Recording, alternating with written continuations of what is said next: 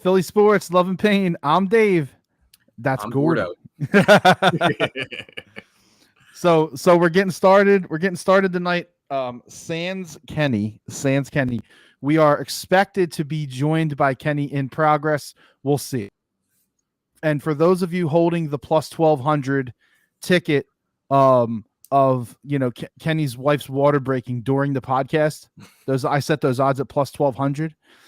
That is not the case. You can hold your plus 1200 tickets. It is not time to cash those tickets just yet. Gordy, welcome to the podcast. Thank you. Good to be back. And I just did some research very quickly. Tobias is an ambassador for Crumble Cookies. And of course. Wynwood location, not an owner. My mistake. Ambassador. So, we're talking pre-podcast about the Toby situation and how he said that Philly fans would, he was being facetious, obviously, but maybe not. Maybe some guys would trade him probably for less. Yes, I think so. For a Crumble cookie. And subsequently, right after that, Crumble came out with a tweet of their own that said that they promise a free Crumble cookie to everyone in Philadelphia if Toby stays on the team. So you heard it there. So what wins out? Everybody's desire for cookies and snacks. For someone's desire for a designer cookie. Have you ever had a Crumble cookie? I have actually not. I have not. I have, and I don't know. I'm not going to say they're overrated, right? But they're overpriced. I'll tell you that much. What's the other cookie thing? Insomnia cookies. Yeah, I've done the Insomnia cookies. I've been in the city a few times late at night and come across one of those. That's good stuff. Insomnia is good. Also overpriced, but it's good. Yeah, I mean, listen, I think anything at this point, like if you're going into a place and you're buying it, it's overpriced. I mean, bro, it's for times are tough. Yeah, a medium 2 at McDonald's is damn near $13 now. Yeah, right. And we're over here paying $4 for a regular size bag of chips. But no. So Toby spoke out a little bit. He was asked about it. Mm-hmm. It was not like he was coming out and throwing darts at the people of Philadelphia. But listen, he knows how everybody feels. But he also made it clear in that video or in that quote or however you want to put it, if you read or heard the whole quote, that he was asked to be a certain thing. He has to be a certain role in the offense on that team.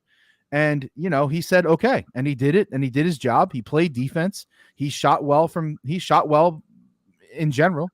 And, is he the problem is the contract. And the problem that people have with Toby around here is the contract. It's not necessarily the guy. Like, I think everybody likes him, I don't know. What do you think about that? Yeah, I don't really think that there's a whole lot, him personally as a guy, I don't think there's a whole lot not to like. I mean, right. Aside from the one time when he's turned around and said to the fans, don't clap. And that was just frustration. Yeah, you know what I mean? Clearly with his answer to that question about his dad basically kind of saying like, well, they're not really using my son the right way. That's dad and agent all in one right there. And I understand dad's and agent's view on that. He wants his client to be getting another max contract down the road. That's right. He doesn't want to see him sacrifice his game. Toby's the kind of guy that I think rolls with the punches. He's the kind of guy a really good team does need. He's the type of guy that will fill those gaps. He'll sacrifice and be unselfish. Without those types of players, you don't win. But when those types of players have a contract that hamstrings your ability to fill out a roster with more talent, I understand why people get frustrated with them. That being said, coming from somebody that played basketball, and you've played multiple sports in your life too, if you have a specific role, too big to play basketball, it's just okay. You can call what it is, Gordy.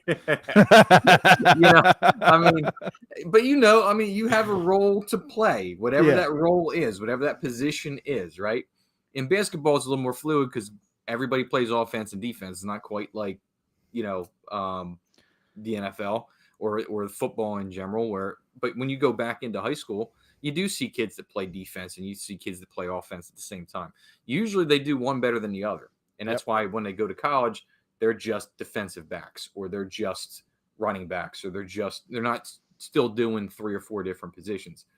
It is tough to be asked on a game-to-game basis, or in some cases, you know, with basketball, a quarter-to-quarter basis, to literally switch up your game. Like, okay, my two stars aren't hitting right now. I know. I need to step up and knock down a whole bunch of shots and go on a 5-for-5 streak. Right. It's not easy to do, especially when you've got some of the best athletes in the world on the other side trying to stop you from doing it. Yep. So, you know, all that being said, I think Toby's response was a good one. A little tongue in cheek. Got to plug in for one of his brands, something that he's affiliated with in some way. I still think he's probably got some stock in the company. There's no. I mean, come on. I don't know. I don't know if Crumble, you know, is a public, you know, publicly traded company yet, like CRM or something. Maybe CRMB. not. Maybe he's got. It's not CRM. I know that, but maybe CRM. he's owning a little bit of that piece of that one branch. Who knows that he helped open up? Whatever. Yeah, I mean, you know, that's a local branch, right? Joint, you know what I mean? But yeah, you know, like, and he's a dude that I think Toby's the type of guy. To me, honestly, he gets it. He's making way more money, and he's going to have more years to his career. I don't think he's going to necessarily settle in the Philadelphia area when his career is over. But he is one of those dudes that I could see coming back and kind of being in the area and, you know, even doing media and stuff like that in and around Philly, just because he is the type of guy that I think does get it. But I also understand people's hate for him at times. I don't understand Kenny's irrational hate. It is fairly irrational. And what's funny is what's funny is, like, after the quote came out, I sent it to Kenny, and as a joke mostly, I was like, you probably, do you feel seen right now? Like, it was almost like he's talking directly at Kenny. But Kenny came back to me and he's like, I don't hate him. I hate his situation. I hate that he has that contract. I hate that he doesn't produce more. And I'm like, all right, I get that. And I get that. It's hard to it's hard to argue that. But when you hear things like what Toby's saying, you know, about like, you know, how he's been asked to play a certain role in the offense, blah, blah, blah, all this stuff. Right. Then, you know, is like, how much of it is Toby's even, like, how much can Toby even change? How many shots is he taking in a night? 10? You know what I mean? Like, if even that. And how many times did you actually see them run plays for him? Oh, dude, I couldn't tell you. Well, it was actually, always. Dude, they didn't run a whole lot of plays outside of pick and roll. Well, there you go. That's the other thing. They're just running, you know, ISO. Right. It's a lot of ISO, and then it's pick and roll. Pick and roll, right. But you didn't see a whole lot of plays run for, like, you saw it a little bit more. The games when you didn't have Joel, you didn't have Harden, the Sixers, and we've talked about this before, they all of a sudden they look very like they have a better continuity because the ball doesn't stop. The ball moves. That's not, they don't have enough overall talent without those two guys to go win a championship. Right. But you see the difference there when the ball gets spread around, and all of a sudden they've now got to play the way Doc's old Clippers teams did way back when Toby was playing on the Clips. You know, and he was the main guy. Like, all of a sudden he's putting up 25 and 10, and he can do that because he knows the touches are coming and the rhythm's going to be there. By the way, a little difference to that. Oh, absolutely, 100%. I agree, and it'll be honestly interesting. I mean, I don't think they're going to move Toby at this. I don't know. Like we were talking. You were talking right. We were talking about this. Like, Friday is going to be a wild time in the NBA. Friday at 6 p.m. Thursday is it? I thought it was tomorrow. It's Thursday night, isn't it? It's the 30th, isn't it? Is it? Let me check on that. Check that. I thought it was the 29th, but it could be. Yeah, check that. So free agency, NBA free agency opens up soon, and it's going to be wild. There's going to be a lot of shit moving around, a lot of pieces flying around, whatever. I don't think Toby's going to be one of them. I think Friday night. You are correct. It's the 30th Friday night. So yeah. I mean, you're talking opening up end of June and opening up July with a bang. There's going to be a lot of big contracts moving. Yeah, it'll be interesting. Very quickly. And I mean, all signs point to them bringing back Harden, and hopefully it's not on a 4-year max because that would be not good. That would disappoint me a great deal too. Like, and listen, it's very tough to go and replace 22, Yeah, no, 10 and a half, and 7. Like, that's very tough to replace. 100%. What you hope happens is you bring him back. I personally like to see a 2-year deal with potentially a team option for the 3rd year. If they do that, I actually think that contract would be tradable if needed down the road, because basically at the end of this year, it's a 1-year deal. It's up to the team whether so another team could take his money if they needed to get off that because he's continues right. And if it's a movable contract like that, you feel better about it. At least like 100%. Okay, let's get him here. Let's run it with Nick Nurse. Let's see what's what. See how it goes. And if it's a shit show, then honestly, dude, if it's a shit show this year, 3, we might 2, be looking at 1. Oh, there he is. Oh, there he is. Look at this. Says, Toby sucks. Toby sucks sucks. with the handle. Love it. Love it. Tobias Harris is a bitch. There so it is. Saying hello. There's that irrational. Love his crumble cookies. There it is. What's up, boy? What's up, buddy? Let's go. Crumble cookies are bad too. I've never had crumble cookies, so I can't comment. It was actually a smart move by him because he plugged it, and he owned it. It's just what we were talking about. Okay, so he does own one. Confirmed. Sarge made it. All right. Well, I just wanted to say hello. I might. We're gonna leave here soon, so I'll jump on if I get home. All right. Sounds like a plan, sir. Did you shave your mustache? Because you look stupider than normal. No, fuck you. All right. Bye. Goodbye. Kenny with the cameo. He's gonna make it. He loves just making it hard for me to edit this fucking podcast. That's what he does. I mean, there's got to be some kind of challenge there, right? So what I was gonna say was, his 98 DOS, Windows 98 DOS hook up over there doesn't work well for you. Exactly. So before Kenny derailed the train there, by the way, now I'm about to derail the train again.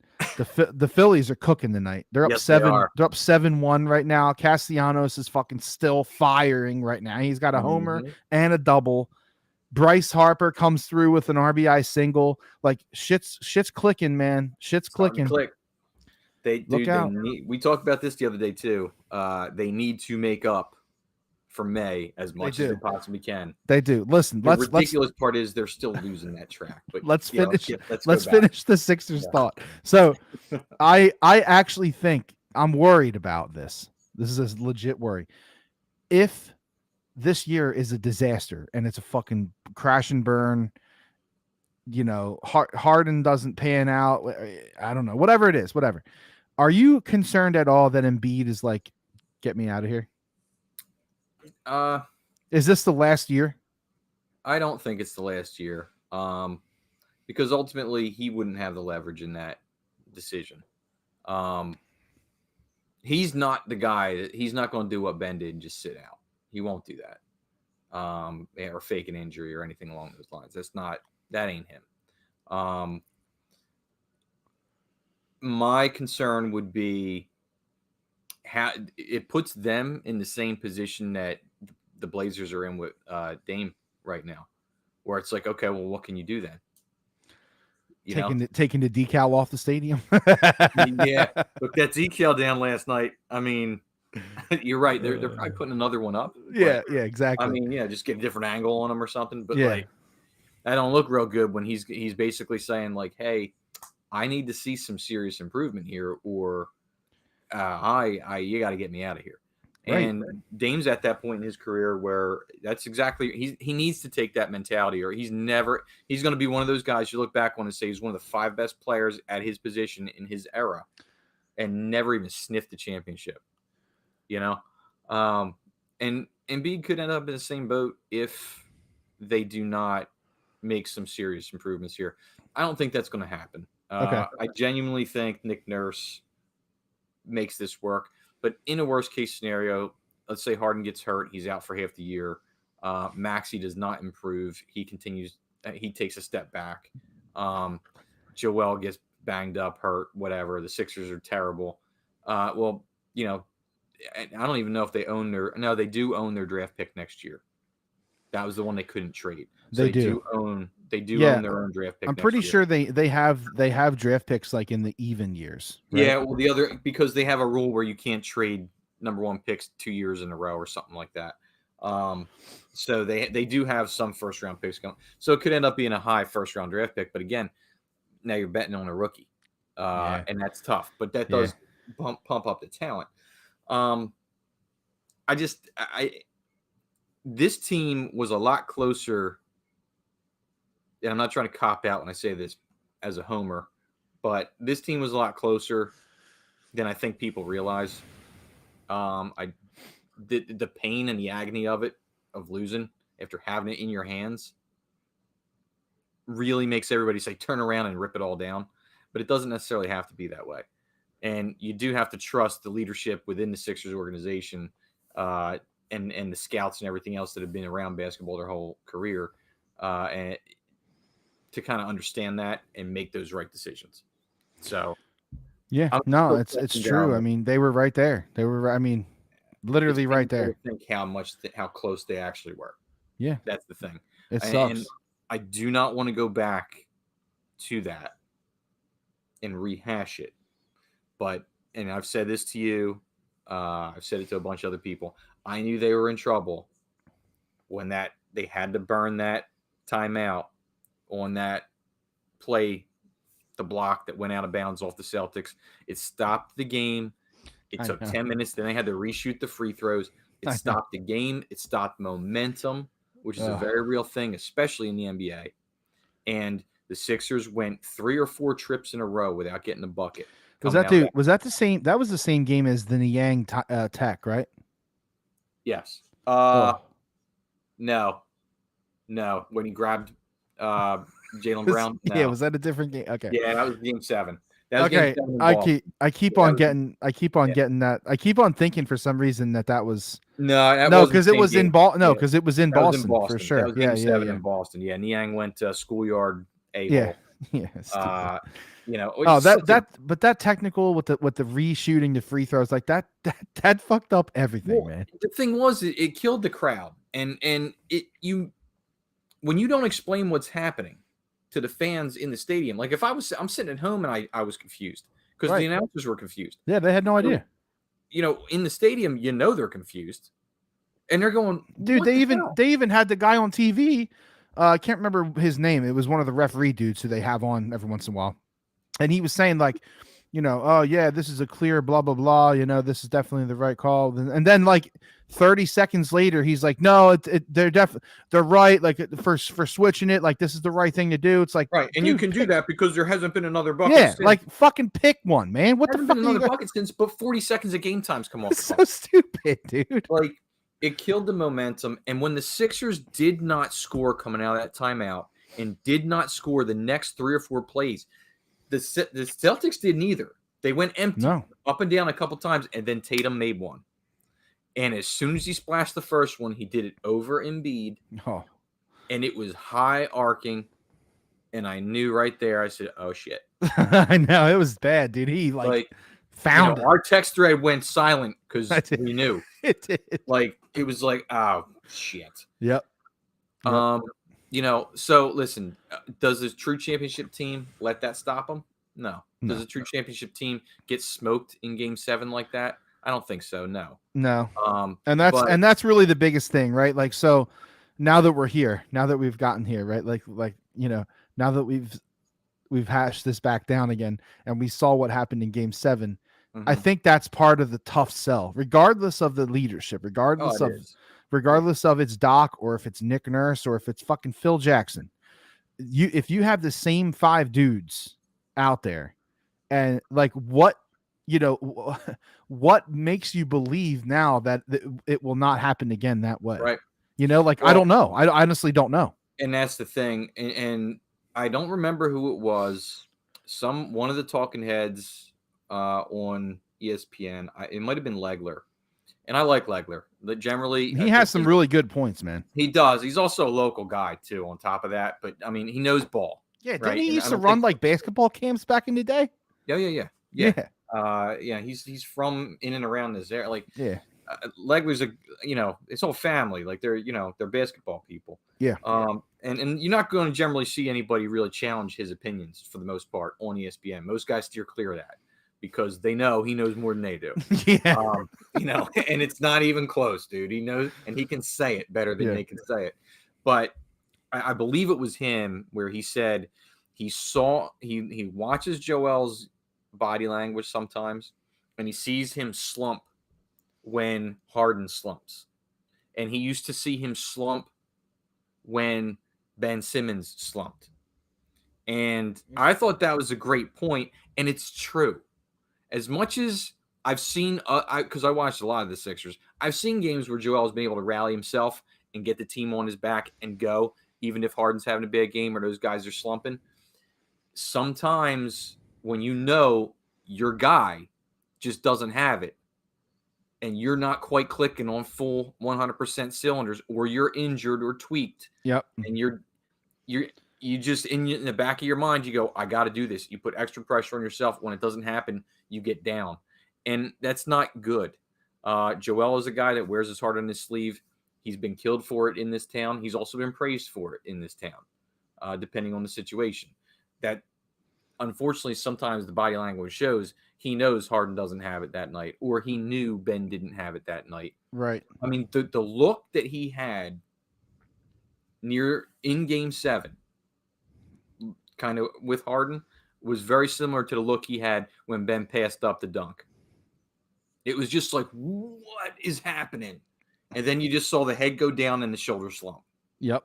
Like, not quite in the same microcosm in the same couple of seconds the way it happened with Ben in the passed up dunk. But, I mean, Joel does have to work on that. I'm sure he's had people say to him, like, yo, dude, you can't show that. You can't show the negative emotion on the court like that. If he hasn't had somebody say that to him, somebody needs to. He needs to listen to this pod. I'll say it to him. Just don't do it. I understand the frustration. You're allowed to be frustrated as hell, but you never let the opponents know. Like, as far as you know, they should be looking at you thinking, shit, we can't crack him. Exactly. Exactly. And so, like, I guess my whole thing, like, wrapping that up is, like, if they choose to bring back Harden, and if they choose to bring back Toby, and that's it, and like maybe they make a piece tinker here and there with like the 6th man or 7th man, Right. whatever it is, marginal moves, yeah. The thing that will remain to be decided and figured out is what leads us to believe that anything will be different going into this year, other than Nick Nurse, and we'll find out. The games will tell us. I mean, that's well, you're right. You're exactly right too, because Game 7, the way they got rolled, they just didn't have that fortitude. They didn't have that fight. No, if they'd have lost another game by, even if it wasn't last second, let's say they lose by 8, something like that, but they were in it and they kept pushing and getting back, and then the Celtics just knock a couple more threes down at the end and put them away or something like that. I think there'd be a lot more people being like, we were this close, let's run it back.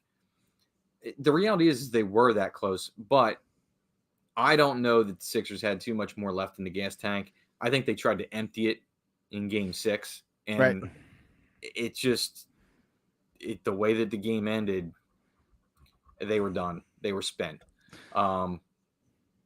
Yeah. So, listen, I do think they're going to make at least one move. I think they're going to get a solid dude, a solid athletic guy coming in. I don't know who that's going to be. I'd love to see him go get a Bruce Brown, or even take a look at Dante DiVincenzo, who opted out of his contract from the Warriors, which was a little surprising. I didn't think he would do that, but he did.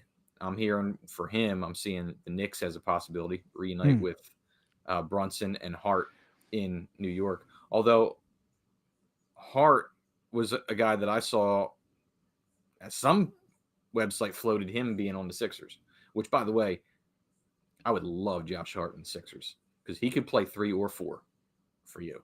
He's not a traditional 4 by any means, but he can play a small ball 4. Right. Yeah, it's gonna he be. does I mean, give you the you shooting. never listen, dude. You never know, man. We might see something come across the timeline. Little Woj bomb on Friday having to do with the Sixers. You never know, man. I'd be okay with it, but I think they wait to hold off and trade Toby.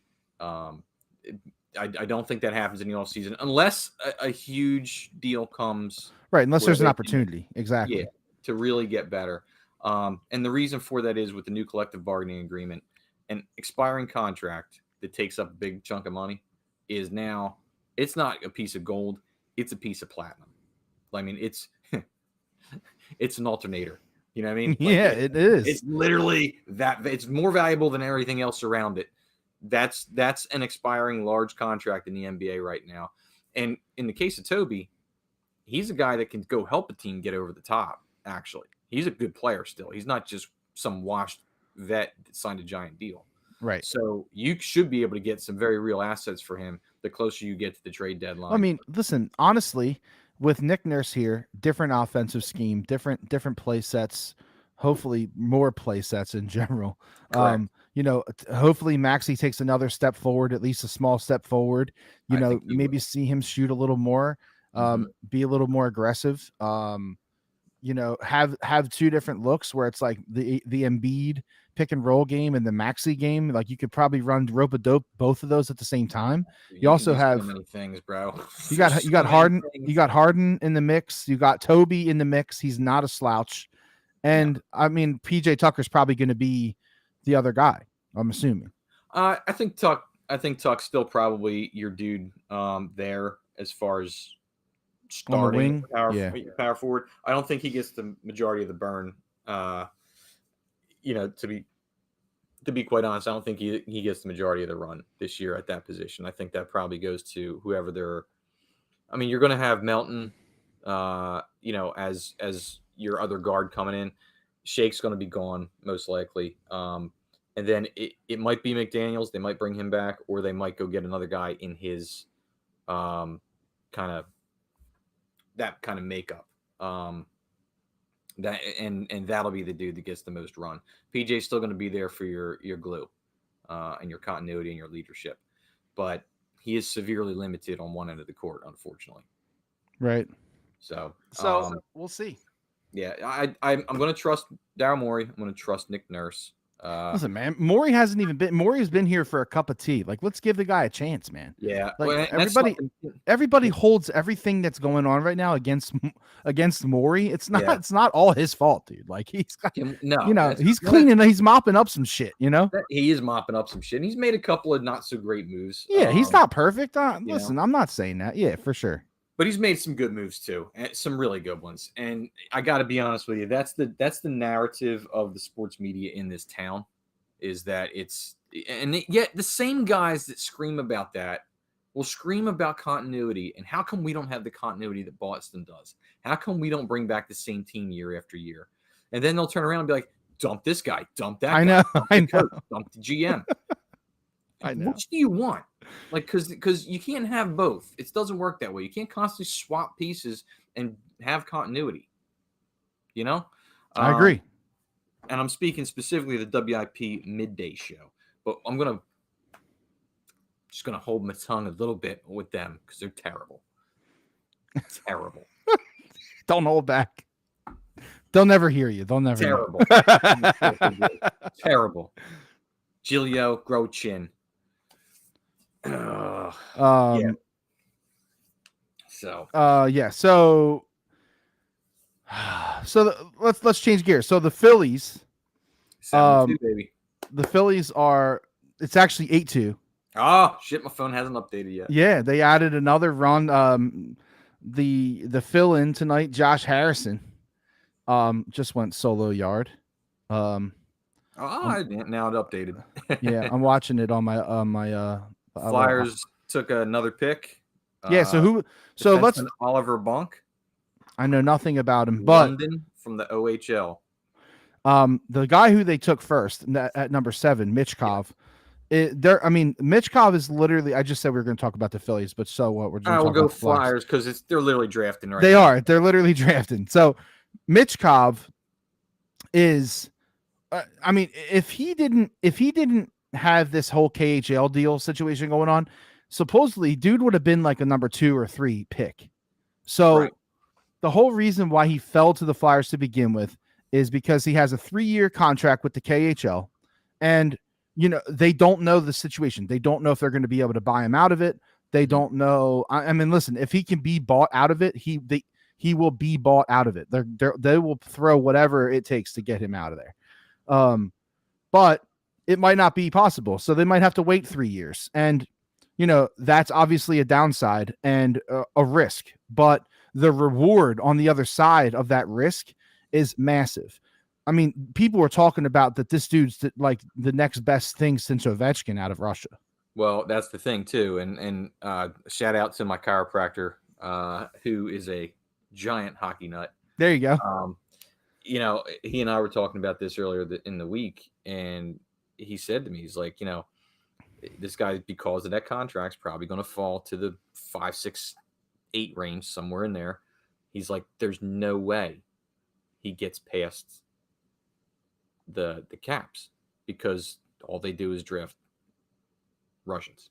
So, he was going there. He was going to hang out with Ovechkin, and they were like, Flyers did the right thing. They took the guy that team wanted, and it's okay that he hangs out over there for another year. Maybe he doesn't stay well, he's got 2 years left, I think it is, right? Like he could come over. Yeah, he had a full. There's an option there. Exactly. Yeah, he had a full 3. He had a 3-year contract. He's in the first year.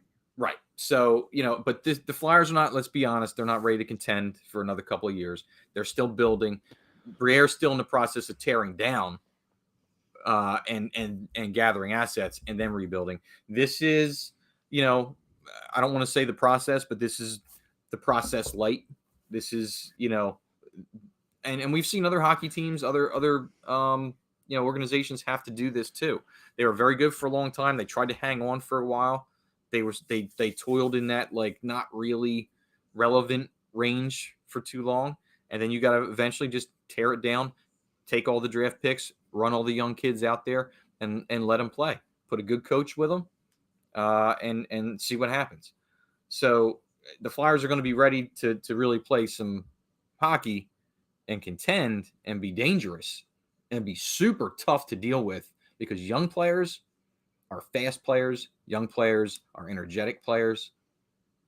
They're going to be real tough to deal with. And by the way, I don't know how long I love it stays on the bench, but I'll tell you what, if he's the guy that gets a lot of these dudes and gets them started, I'm not saying finishes them, but gets them started in the league and puts them through his grinder. Dude, you're gonna have a lot of dudes. And that's exactly why, like you mentioned, like the process, right? And like it's like the Flyers version. It is, but it's not, because they're not going to tank, because Torts. I mean, they've already been on record saying Torts that is always going to make him play hard. Always. He will not purposely lose games. And correct. Say what you want. I mean, I guess everybody literally needs to say that, but if you know Torts, if you know his mentality, if you understand how he operates, the dude can't lose a game. He's not going to purposely lose a game. Now, obviously, the talent level of the Flyers next year and probably the season after is not going to be where they're going to be matching up well against teams. So they're going to lose more than they win. And the bottom line is, yes, it is it's their process. Like, it's their version minus the blatant losing. You know what I mean? Oh wait, we got a guy that's actually playing well. Let's get him out of town. Yeah. Oh, you got to get him out. Oh no, we can't have him. He's going to make us win too many games. Yeah, he's got to go. So the Flyers moved. They moved Kevin Hayes the other day. All they got was a 6th rounder, and they're still eating 50% of the contract. Yeah, that's all right. People were mad about it. I get it, but like, listen, man. That tells me 2 things. First of all, the market was not good for Hayes. That means that nobody really wanted him. Exactly. And second of all, that tells me that they literally just need to clear cap and get draft picks. That's all Well, they care clear about cap- right now. Clear cap and get draft picks. It also tells me they didn't want that dude. They don't anywhere want near him. Their young Exactly. guys. Exactly. So there's something else behind the scenes there. There's a reason other teams didn't want him, and it's not just the money. And there's a reason they didn't want him around their young guys. Right. It's not the money because the later, Flyers dude. were willing to pay for 50% of his contract. Yeah, exactly. Peace out. Get out. Yeah, there's the door, dude. Like, Yeah. listen, I don't Be know. here later. You know, I don't know him from Paul. You know what I He mean? could But knock on my door right now. I wouldn't know who the hell he is. no, I would recognize him, but I'm just saying, like, I don't know his mentality. I don't know his, mindset. I have no idea, but Right. they do. Get They out of do. town, bro. See ya. And listen, I love what they're doing. We've said this before on the podcast. I love that they have these guys in here that are hockey guys that are winners in the sport. Patrick Sharp is a winner. I don't care. I know that one of them was against us. I know. I fucking remember it. Trust me. But, like these guys get it. They understand hockey. And then you have guys who have played in Philly, which I believe is very, very important because, people that don't play here don't understand it here. Right. So you either need to be from here or you need to have played here. Right. Those are the two options. And they didn't just get guys that had a cup of coffee here. No, exactly. Like these Keith dudes Jones that is made a good Keith chunk of their Jones. career here. Keith Jones has been here for 20 plus years. If you count his NHL career and his radio career, Dude owns farms. I Yeah. know it's crazy. I mean, so like what they're doing, it's not the same thing. It's like everybody was concerned, like, oh, they're just doing the same thing. Got Bobby Clark and blah blah blah. No, It's not is that different. this time. This is not the same thing, and I think it's different. I believe in them. I really do, and I want hockey back, dude. I miss hockey. I miss hockey too, and I'm not a puckhead, but I do miss hockey, man. But you would watch it though. Like when you're available, you would watch it, and that's the whole Sure. problem. It's not like, oh, clear the schedule Tuesday night. I'm watching the Flyers. No, Yeah, there are people like that, but like, listen, people have lives, dude. Like, it Yeah. is what it is. Like you Dude, catch the the last second 2 half of the years- Sixers game. You catch Yeah. the second half of the third period of the Flyers game, whatever it is. 100%. You just when they put a forward an effort, it makes the people interested. It creates a buzz, and it's missing. And I can't wait to get it back.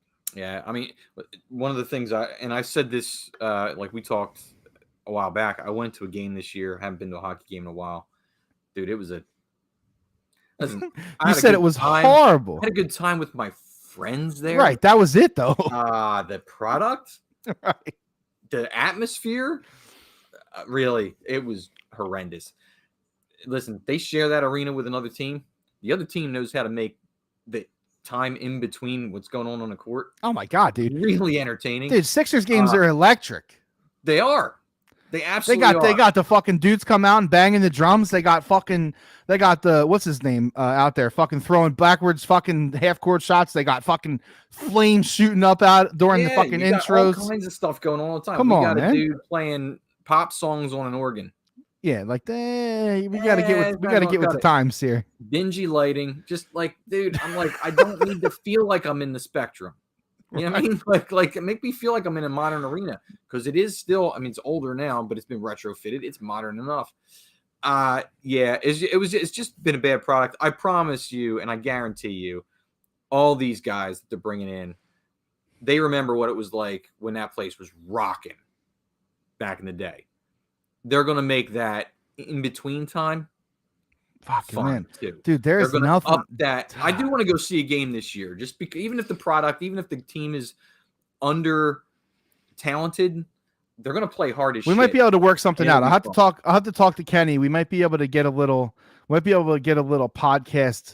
Podcast giveaway situation because I know Kenny has some contacts. So do I, honestly. We might be able to work some pull some strings. Yeah, you work for the state, well, the county. So yeah. I don't have those kind of contacts. yeah, Yeah. But yeah, I mean, like, I think it's going to be a fun year for Flyers. I love that pick based on everything I've heard from you, from my chiropractor, from, all the stuff I even read about the guy. He could be one of those dudes that could be franchise altering. and he falls to number 7 because the other teams above them are trying to win now. The Flyers know that they're not going to. Listen, they can man, afford to wait a little bit. they're not in any hurry, which is fine. I get it. Like, and honestly, I don't really want them to be in a hurry because They don't. when you hurry, you have the Mets. It's true. Correct. You know, and when you Correct. hurry, you have the Mets. And speaking of the Mets, they had their owner had a I don't even know what you want to call it. It was a press conference, but he just sat at a table, and I actually listened to it because I was on the lawnmower. So I was like, fuck it, I'm gonna Perfect listen time to to this. listen to trash radio. Yeah, I'm gonna listen to this Yeah, stupid. something like I'm gonna listen to this stupid fucking press conference about the Mets. I was expecting nothing because I knew that this whole thing was probably just a pandering performance by Cohen to come out and say, hey, we're really disappointed in our performance so far this year. And that's exactly what it was, dude. Yeah. It's exactly what it was. And honestly, that's a press conference you don't do, in my opinion. Like, No, you don't everybody's do that. like online, everybody was on Twitter giving him credit. He's like, this is great transparency. I'm like, fuck that. It's not transparency. You guys are fucking failing.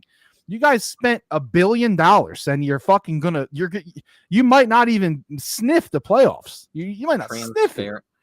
Transparency. Come on, dude. Transparency. Come the Dude, fuck on. That's not no. He's out, and honestly, dude, he threw the players completely under That's the. just what I was going to say. If you're going out there like that as an owner, you're throwing everybody that you've hired. And by the way, as the owner, you have one job yourself: fund the team and pick the right people to run it. By the way, he hasn't even picked the You baseball failed operations. too, punk. He hasn't even picked the president of baseball operations. No, why would they he do have that? none. They have none. Why would you do that? He said He's a billionaire. He's got all the money in the world. He knows what I'm he's looking. doing. I'm looking to hire someone for baseball operations, but I'm not gonna. I'm not just gonna pick. I'm not just I'm gonna pick. available. I can do better than what you guys are doing now. I can tell you that. It's incredible. The mismanagement that's happening there is incredible. To be honest with you, and Anybody that would give him any kind of props for that at all, and the way that whole franchise is run, come on, man. Like, then you see reports that Scherzer would waive his no trade, and I'm telling you right now, if the Phillies are serious about trying to make a run this year, I'd fucking go get him. I mean, with that giant contract, another year on it, Just know this is the last year. is it? There is a Like, player continue. option. There's a player Oh, option. player. Yeah, so he's going to pick that up because nobody's going to give him that again. Yes, So- 43 million. Yeah, I mean, he'd be dumb not to. I mean, Could you just say think a lot of about things their about the guy? He ain't dumb. I would. So, all right, if I'm cashing, so as long as it doesn't cost us a lot because of the contract, yeah. Go Oh get yeah, him. no, I'd be trying to make the Mets pay some of that shit. Oh, 100%.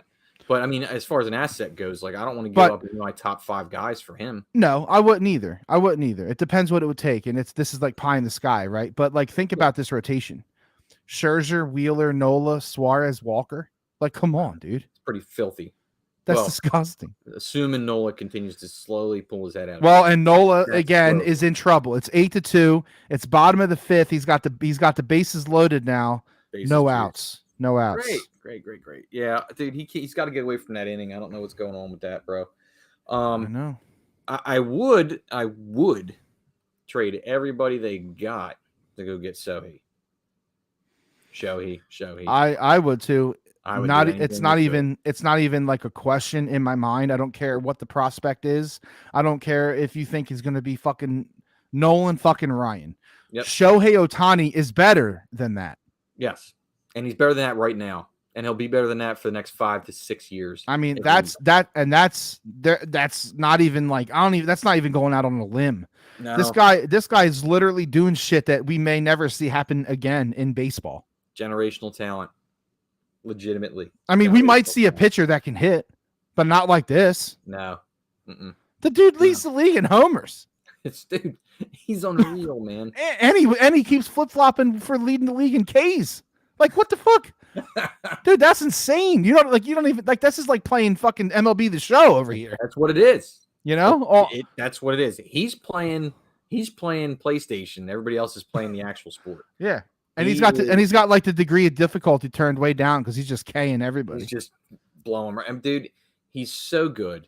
Nola so just talented. walked in a run. God. So This is now about we're to be gonna a now two-run this is game. gonna It's going now to end this up is being a gonna 2-run game by the end of this inning, dude. yeah now He this is needs gonna to turn get somebody to into ground into a double play. Come a on, bro. live cast of Nola failing. That's what this is gonna turn into. Let me ask you this, just a off the cuff question. Would you consider trading Nola? Yes, I would. It depends on what we're getting back. We have no Trade your control. Nola for Scherzer right now. I'm not saying they would do that. I'm just saying, like, because now you got a younger guy versus a dude that's only going to be here for a Yeah, year. like that I don't think I'd do. But we have no control over Nola, right? So we Nola run out. and two of our top 5 prospects for Shohei. Yes. 3. Yes. Nola, and any other player on our team beside Bryce and Cam. Let's see, who are the untouchables? Bryce is untouchable. Castellanos is untouchable. JT Realmuto is untouchable. Trey Turner's untouchable. Trey Turner's untouchable. I don't know about that. Might be it, or JT. They might. That might be it though.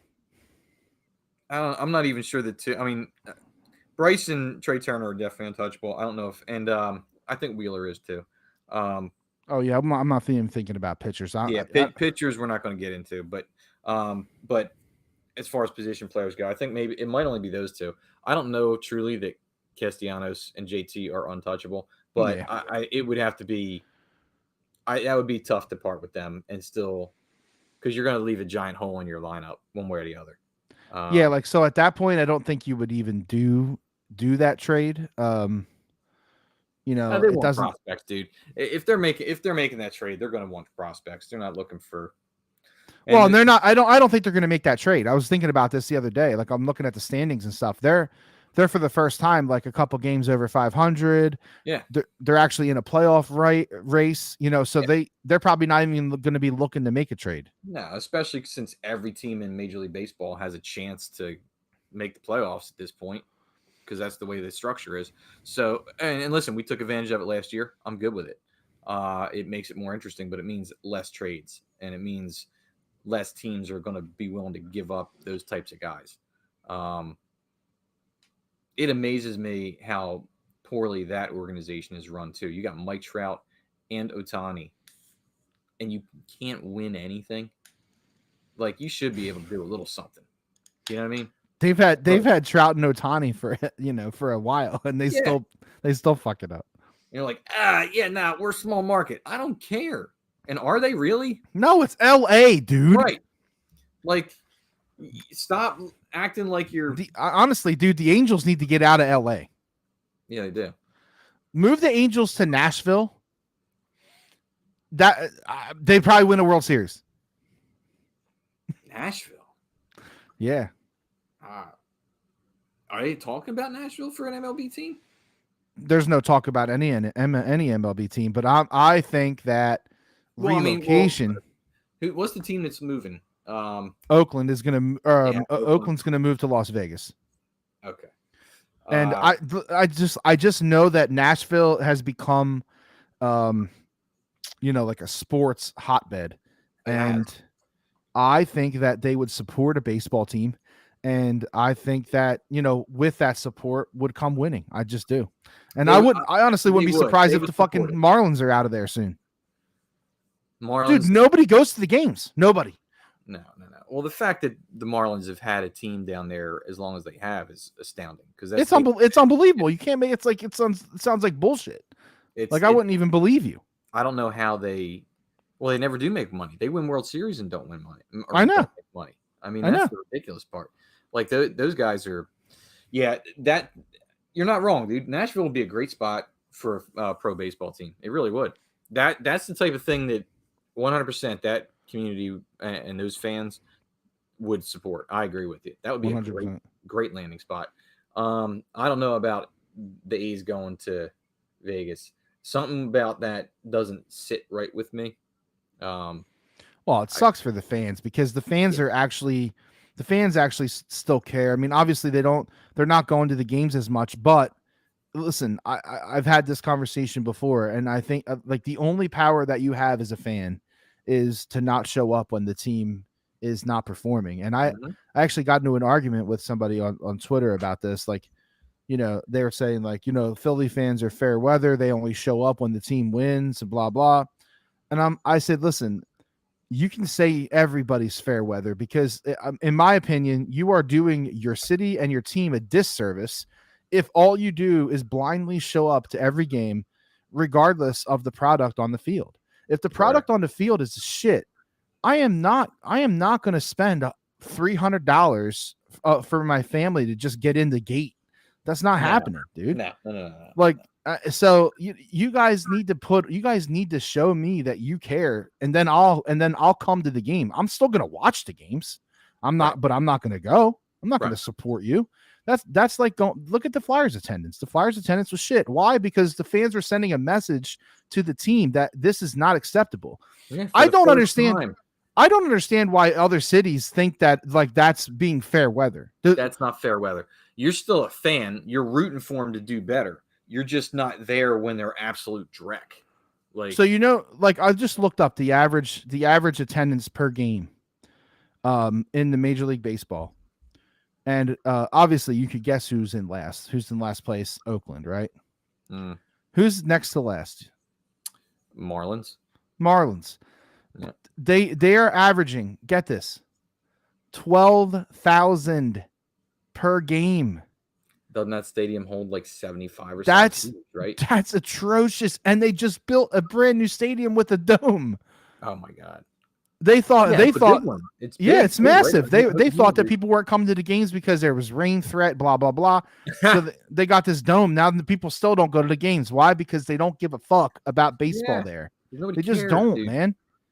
Also, move the Marlins to Mexico City. I bet you they'd be better. Oh, they'd support it. Fucking right. You goddamn right they would. Nolan got out of that. Top of 6, Phil's 8-4. He did. I was too busy ranting about. That's okay. I figured I'd jump in with the update there real quick. He got out of the inning on a pop out to short. So, yep. But yeah, like there's if you don't put a good product out there, whether it's the court, the field, the ice, I don't care what it is. Fans can want the team to do well and root for them with all their heart and have the merch and everything else. You cannot expect people with what things cost today and with what we all earn, because we all have regular jobs, to turn around and dump money into going to that experience when it's a crap experience. Right. I don't want to go to some place and watch my team get the shit kicked out of them repeatedly when I can sit and watch that in my own the comfort of your own home with your underwear and drink a $15 beer or $16 beer, right? That I got to get carded for, even without any hair. You know what I mean? Like, come on, man. Like the stadium experience is great when the team is doing well. And listen, every year there's going to be teams that have a down year. The NFL has something figured out. Number one, their product is limited. So it's not 82 games. It's not 164 games, 162 games. It is limited. You get 17 weeks of it. So right there, you're limiting your demand. The other thing that they do is, every year that the league has a lot of parity. There's teams that float to the top, teams that float to the bottom. It's because their scheduling process is perfect. Yep. They flip those schedules around, and the next year, those teams that were on the bottom, lo and behold, they're mid-pack or even up at the top all of a sudden. So, well, you know what else? You know what else Jason mentioned to me? I was talking to him, going back and forth a little bit on Twitter a couple days ago about this. It was when the Phillies were on Apple TV, and that's what drove him to this point, right? Like the Phillies are on fucking Apple TV. They're talking about how baseball is struggling and how not enough people are into baseball, not enough people are watching baseball. And then they literally make deals with companies like Apple TV where you have to literally pay for another subscription service to just see the game. Right. So another thing that the NFL does right, which every other league fails to do, is that they make their games available for free. Well, yes, for free. Except they are now running. What is it, Thursday? When is the They're Amazon? starting to dip their toe. They are dipping their toe, and Yeah. people are pissed about it. They're Yeah, pissed. and they should be. And they should be. Now I have Prime, so it doesn't matter to me. I mean, You know where I'm not most going? people have Prime. Yeah, I mean, yeah, pretty much. But you know where I'm not going for a football game? I'm not flipping on any of my apps for a football game. Generally, like, it doesn't even cross my mind to do it. So if it's not a team I'm invested in, even if it's a good game, a lot of times I'll be like, oh shit. Like midway through, I'll get an update on the phone and go, oh shit, I forgot about it. And then I'll go find it. But Right. like, I'm not as invested with it. Where if I was just flipping channels after I get home from work, you know, and it's right there on ESPN or whatever, like, yeah, man, I'm gonna see it. I'm gonna sit there and watch it. And I'm gonna watch all those advertisements that you see on it. And that's what drives all of it in the end. Yep. When Yep. you could charge a couple $1 million for a 30-second spot, you know? It's true, but like, you know, the accessibility of football is unlike any other sport, and it will never be matched because of the sheer volume. It's not possible for NBC 10 to air every Phillies game. It's not possible. They'll never even make that deal because the local networks aren't even involved when it comes to the NFL, making deals with NBC, making deals with Fox. The local networks don't have a choice on the matter. They don't. It's not, because it's such a limited product, it belongs to national media. Now Exactly. the radio feed's different, but Yes. yeah, I mean, like, there is no, like, we have our Eagles pregame stuff, and sometimes you'll get a simulcast where if the Eagles are the national game, they'll also be broadcast on you know, Channel 6 or whatever. Yeah, too. I've noticed, yeah. it happens from time to time. But that's not the norm, you know. And also, this is a market that's a little different. Like, we are in Philadelphia. We are a little bit spoiled in that regard because Philadelphia, New York, probably, I'm assuming Boston, like, and maybe Chicago, some of these bigger markets, they do always show the games. Some teams still get blacked out, which that So that stupid, shit dude. doesn't, I don't understand that at all. I know. You know, and I mean, weren't they blacking out Raiders games before they went to Vegas? Was Mhm. that one of their strategies? Yeah. Something like that. Like that. So what are you doing? You're pissing. You're literally pissing off the fans and saying, well, you can't watch it for free because the stadium's not sold out. Right. So I've heard different like takes on this blackout thing. I heard that they got rid of it. I heard that it's different. I heard that all these different. It's hard to even put your finger on what's going on. At the end of the day, the majority of NFL games, almost regardless of the quality of the team, are sold out. And you know, the reason for that is because the product is just elite. It's an elite product. The NFL. It is. Not, It is. you know, not every team's elite, obviously. Like, you know, but yeah, are you looking it up? Are you checking into it? I am. So ultimately, no games would be blacked out at all during the 2014 season. On March 23rd, 2015, the NFL owners voted to suspend the blackout rules for the 2015 season. This doesn't tell me when their last game. Right. Like, did they bring that back? I would swear that something got blacked out in the last couple of years. But then again, I've pretty much lost the last couple of years. So, yeah. You know, like maybe to me, 2015 is yesterday. So, yeah, for those who don't know, Gordy works in the health sector of public health for a county in New Jersey, and obviously, it's been a shit show for 3 years. So, you know, yeah. So we're emerging now. Yeah, exactly. He's coming. He sees the light again. But yeah, no, I mean, the NFL's elite. Nothing's ever going to touch it. Correct. And you know, it's just and that's fine. I'm okay with it. I love the NFL. I don't give a fuck how many people like any sport, as long as I like it. I don't care if like 5 people like hockey. Fuck it. I don't care. I love hockey. So I like hockey. So it's always funny to me how people get like uppity or argue with people about what sport's better or what sport you're a fucking idiot for watching hockey. Like, what? That's a terrible take. Anybody that says that is like one of those dudes that like has a shirt that says "I love sport." You know what I mean? Like, just to be a dick because they hate sports in general. Like, Yeah, that's who that is. Like, you're a hockey fan. and that's like, fine. Like, don't like sports. I'm not going to say, oh, you're less of a guy because you don't like sports. No, I'm not going to say that. I'm gonna ask you, hey, you're gonna what's think it? it, but you're What's not it gonna like? What's it like? What's it like to not have your heart ripped out by some entity that you will never be personally responsible for? Right. Yeah. I mean, like that's the thing. It's and it is. It's you invest all of your being, from your time, your money, your effort, your energy, Yeah, your wardrobe, your decorations, everything. it's And crazy, dude. And you tie stuff to it and you get into it because we all like to live vicariously through others. Everybody wants to be a fucking rock star, man. All of us. Some get to actually do it. See, Nickelback wasn't all wrong. That song, you know, Nickelback's pretty wrong. Let's not give those guys any credit. But they were right. Everybody wants to be a rock star. Wants to be a rock star. I mean, it's the truth, man. And movie stars, they want to be rock stars. Rock stars, they want to be athletes. Athletes, I wonder what an athlete. Yeah, athletes probably want to be movie stars. Yeah. You know, but in the end, we all just want the camera on it.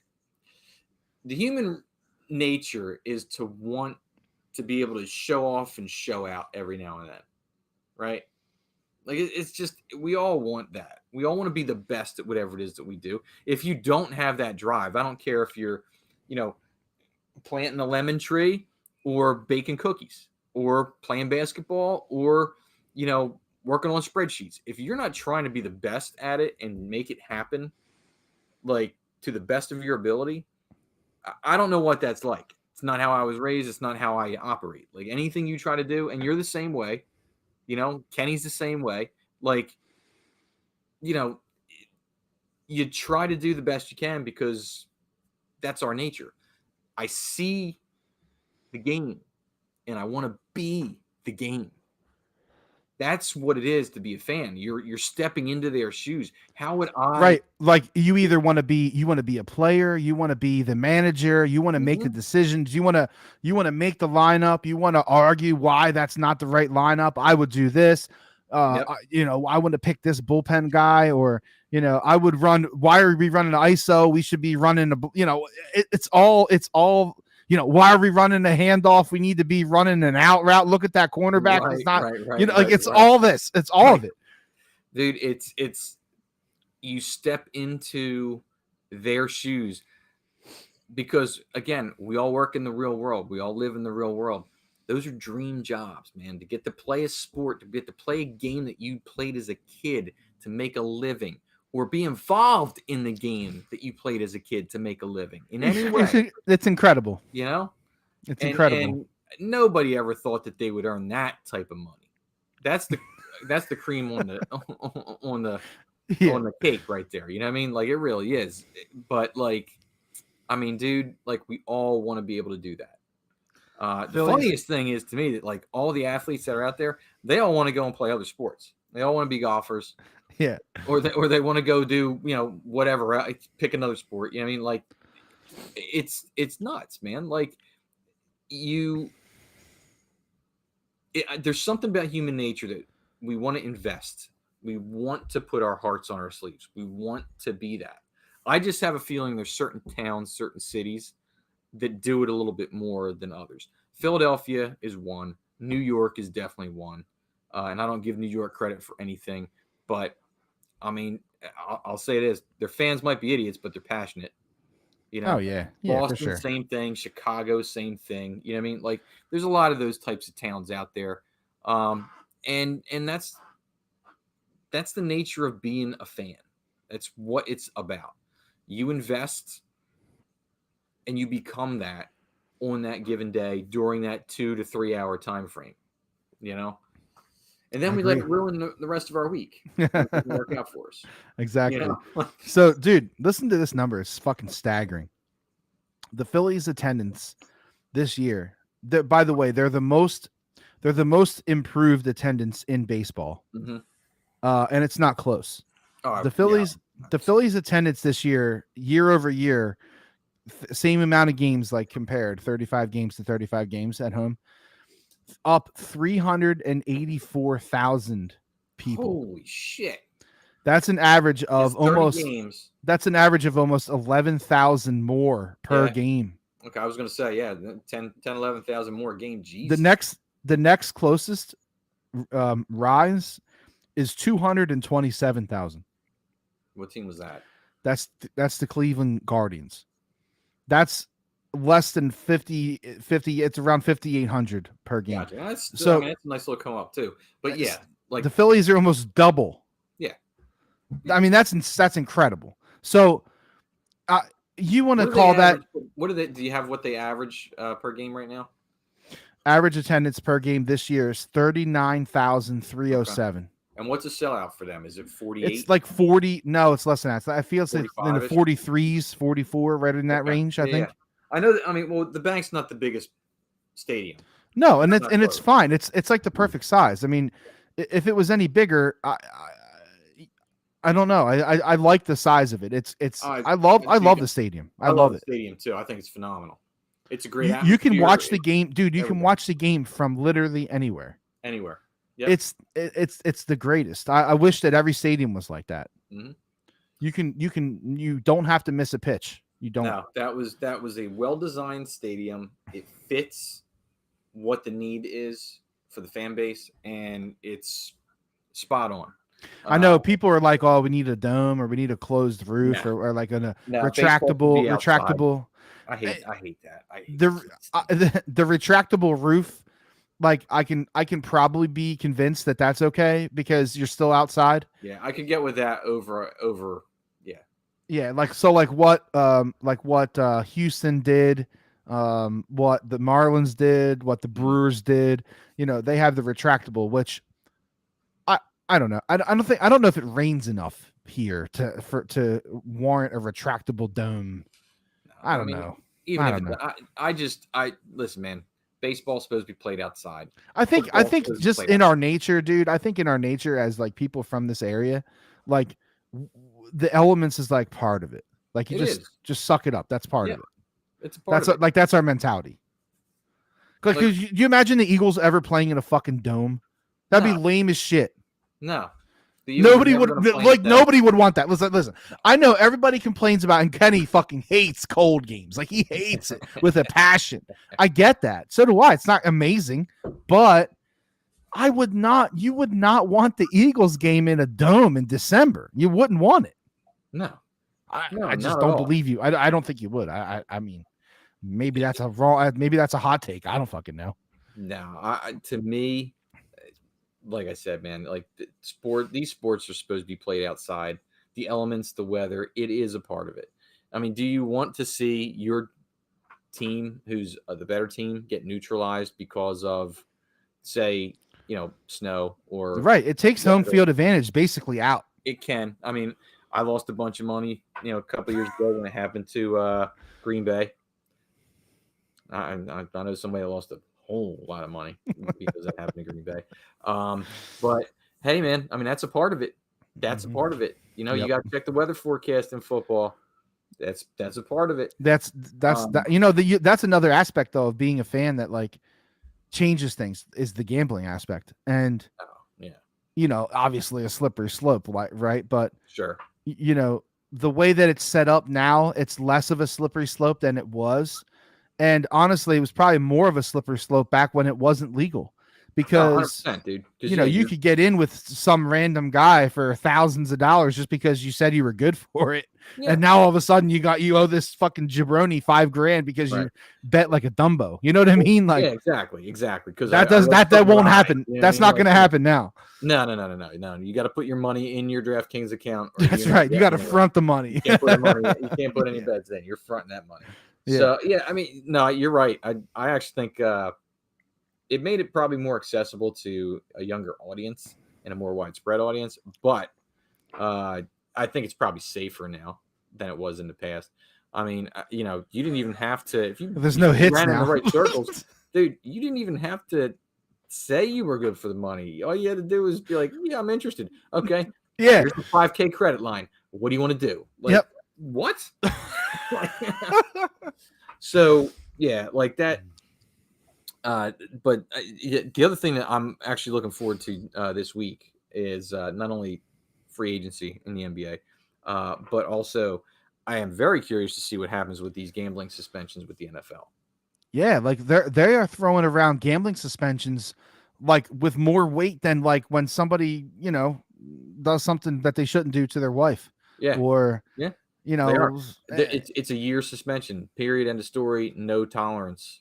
And that might be the only way that they can actually yeah, like I understand their point, right? Their point is they're putting their foot in they drew a line in the sand. They said don't fucking gamble on football. Mhm. If you do, you will be suspended for a full year. And they fucking did it to one of the best receivers in the game at the time. Yep. And he's coming back this year, by the way, which should be interesting. Yeah, he's coming back, and it will be interesting. But I mean, I don't. How many guys do you see actually lose a year of their career and actually come back and be the same guy or better? It's not. It doesn't happen. often. No. And you would think with football, honestly, if there's a sport that you can do it, you would think it would be football just on appearances. I'm telling you what, it's though. physical. I'm telling you, man, that Jaguars team is. They're going to be good. They're going to be something. They're going to be very good, and the Dolphins are going to be very good. I know. Assuming their quarterback stays upright. Yes. They're going to be very, very good too. That's going to be a really fun division to watch and see what happens. To be quite honest with you, just to touch on the Birds here a little bit. I do believe they win the NFC East this year. I do think that they probably win a couple less games this year.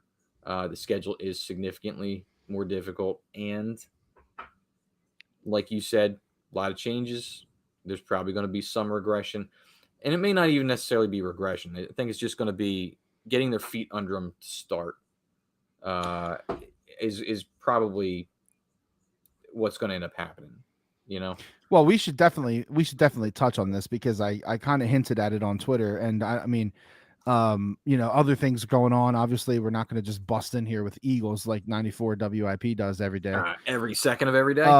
But and not just WIP, it's also the Fanatic. Oh wait, there's an asteroid coming to Earth, but first, Eagles news. The Eagles retained water boy John Smith. So everybody at this point has seen the Colin Cowherd bit about the offensive line and how the Eagles are likely to be the team to take a step back from the playoffs last year. And the number one reason that he listed a few reasons that I actually think do hold water. A few. But the one reason that he listed that does hold water is that they lost both coordinators. I think that is a big deal. I think that it's a bigger deal than anyone really is giving credit to. We'll see how much of a deal it is, but it's not to be discounted. I don't think that the team just keeps going.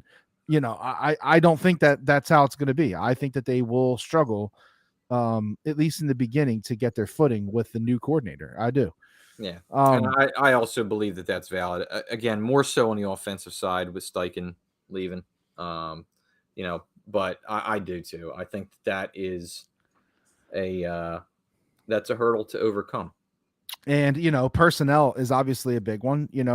I know everybody keeps on telling me that I'm an idiot because Miles Sanders is whatever, but when you're trying to replace football player, man, when you're trying to replace that quantity of yards and those carries, you're going to have to spread that out over 3 or 4 guys. And I think that that's what they're willing to do, but that's barring injury. And, the guys that they have are injury prone. And I think running back is a possible weakness for them this year. We'll see. Hopefully, I hope I'm wrong. And the other thing is the schedule. The schedule is insanely hard. I mean, if they win more than 9 games, that's an incredible season to me, because with all the changes and the schedule combined, winning 10 or 11 games would be absolutely incredible. Absolutely incredible. Yeah, I mean, I personally think they probably win 10. To be Yeah, honest with and you. that would be a great season. If they win Um, 11, that's unbelievable. Anything more than 11 is like, if they win more than 11, they should be locks for the Super Bowl. right? Yeah, I Yeah. personally think right now, I mean, obviously this will change and ebb, whatever. We're gonna see training camp here in a couple weeks.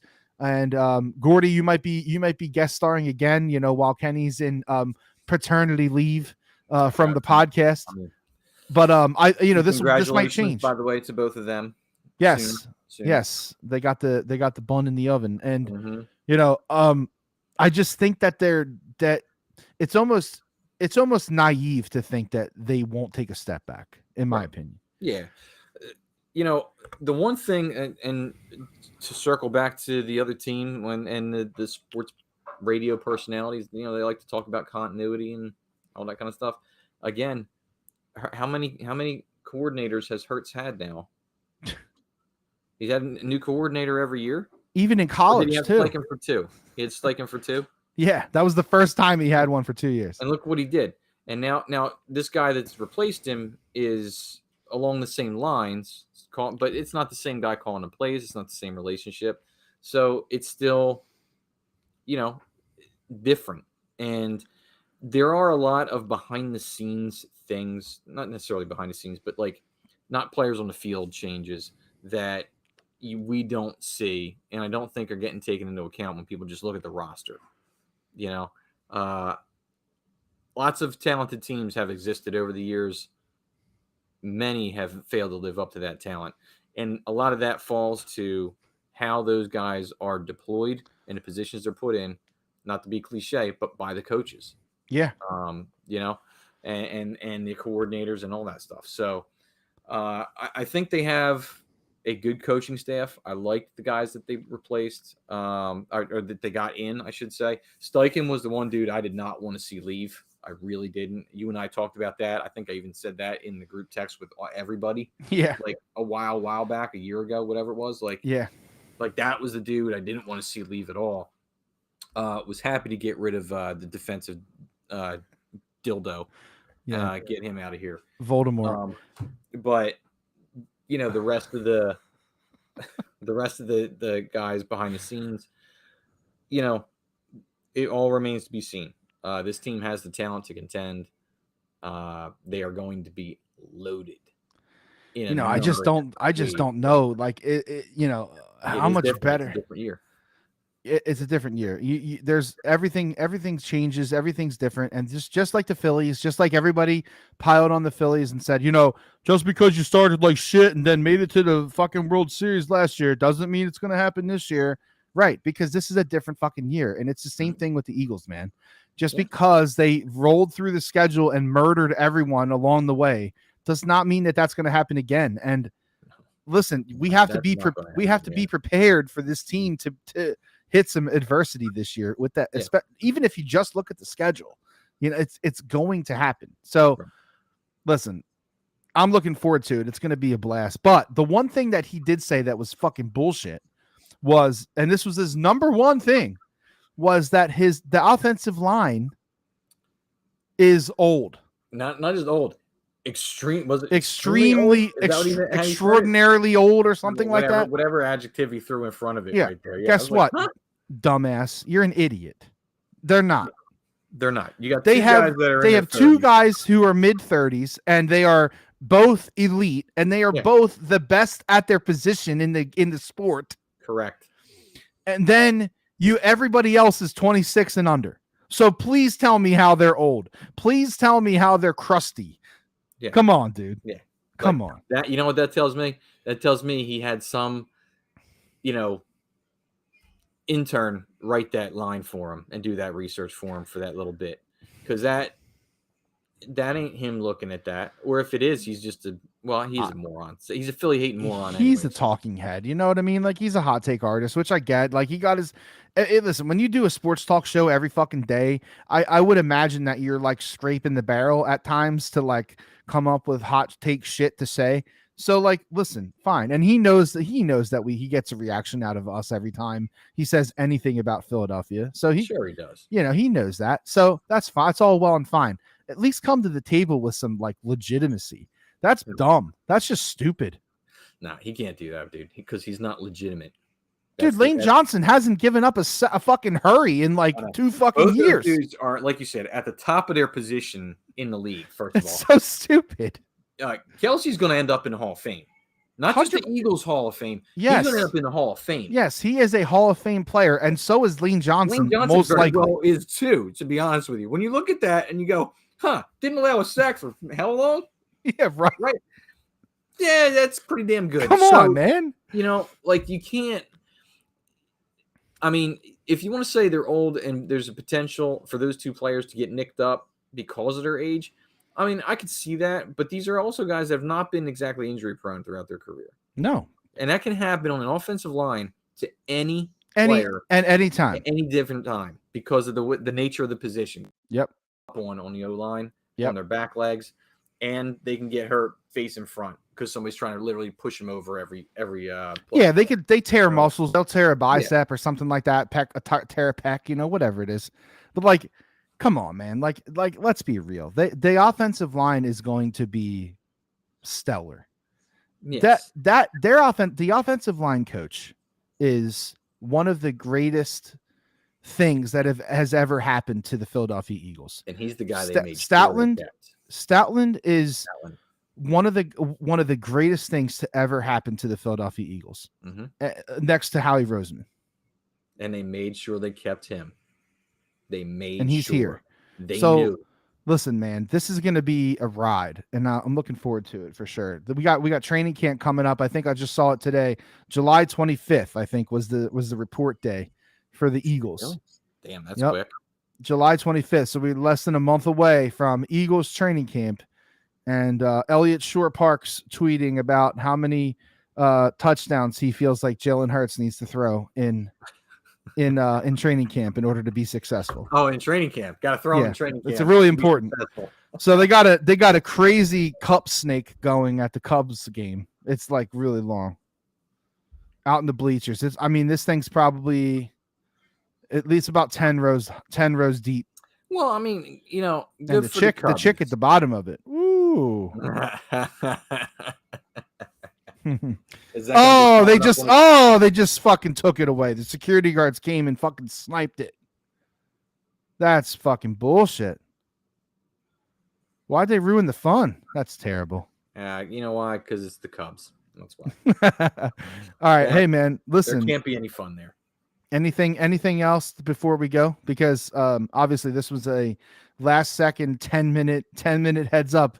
I think we've covered some good ground tonight. Like we did well. Let's see. One thing I do want to say, Ricky Fowler is back. Whew, is he? Is he? Yes, he is. I'm looking forward to winning some money with him moving forward because dude finishes top fives, top 10s, top fives. Yeah. Start betting it. Good for Keegan Bradley last week. I just purchased their putter. Oh, all right.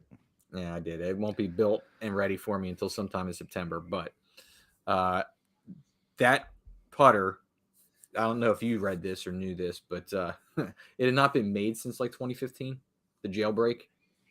I didn't know that. Yeah, that's the same putter Ricky Fowler used and the guy that won the Open, Wyndham Clark, and Keegan Bradley. Wow. Odyssey turned around. Odyssey is a Callaway division.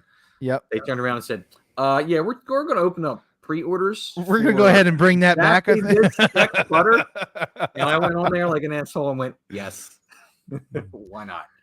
Listen, give it a shot. Man, that's okay. The putter I ended up buying was the putter. It was a TaylorMade, and it was the putter that Tiger was actually using when at Marion. Mm-hmm. He loved that putter too. He loved it, and I love it. I love it too. I've seen you roll the rock very, very well. I do, and I'll be rolling some rocks tomorrow with Gordy yes, out on the. You will be smoking the old greens tomorrow. we got a team to take down, so we'll be good. We'll be good to go. That's right. Look out, Ronnie. Yeah, I mean, the off season for the Eagles has been a dream off season, all things considered. very much looking forward to training camp and the season coming up. It's going to be interesting. It's not going to be last year. It's not going to be hiccup free, but it's going to be a very good year, and they're going to contend for another Super Bowl. I do genuinely believe that. The Phillies are turning it around. They're doing what they need to do. I do think they need to make another move. I'd love to see him go out and get another starting pitcher. I just would. I don't know. I'm at a point right now where I trust the back end of that rotation a little bit more than I trust Nola. I know, shouldn't- man. It's I so shouldn't feel that weird. way. I know. shouldn't It's feel so that way. bizarre. You know what? I said this to Mike the other day, or maybe it was today. I don't know. I was a year early on calling Ranger an ace. I strongly believed in Ranger. I was early on the train. I called him an ace probably before he was ready to be called an ace. But dude, the guy delivers, and he's ice cold. He is. Ice cold. He's got that mentality that you wish a lot of other athletes in this town had. And listen, he had no spring training. So what we have I know. seen from him It's been his is spring a training. couple ramp up starts, and then this last one, that was like, all right, I'm fucking here now. Yep. Yeah, that's exactly what it was. He had to. Dude, he was hitting spots like it was just fucking He's like he could have closed his eyes. It's nasty. He's so nasty. When he's on, he's so nasty. And he was somebody that originally, correct me if, and I might be wrong about this, was he not a bullpen piece originally when he first came Man, up? like way He back. was a bullpen piece, right? So they had to stretch him out first, and then They may have had him in the bullpen, but not necessarily like as a bullpen. I thought he was a bullpen guy down in the minors too. That's how they brought him up. He definitely was in the bullpen. I'm trying to think back now. He was definitely in the bullpen like right before COVID. Right. So yeah, he was. He was in the bullpen. Yeah. He was a bullpen piece. So bullpen piece to starting pitcher out of necessity, if I remember correctly. Basically. Then showed what he could do for about 5 innings every game. Yeah, so I just checked it out. So he was not a starter. Game started. He was not a starter until 2021. Yeah. So I mean, there you go. I mean, this is a guy who is continuing to impress and get better. He just has that feel, man. Ride with him. He just has it, like this guy. You're right, dude. You're right. You might have been a little early calling him an ace. I think I was early. I think he's getting there, though, dude. He's getting there. In my opinion, where he's at in the rotation, he's actually probably your number 2. I know it's so hard. It's so hard to even dictate right now because, Nola looks great, and then suddenly he doesn't, and then. Wheeler has an amazing game where he looks like he's going to win the Cy Young. Trashed. Yeah, and then the next game he gives up 7 runs in 4 innings.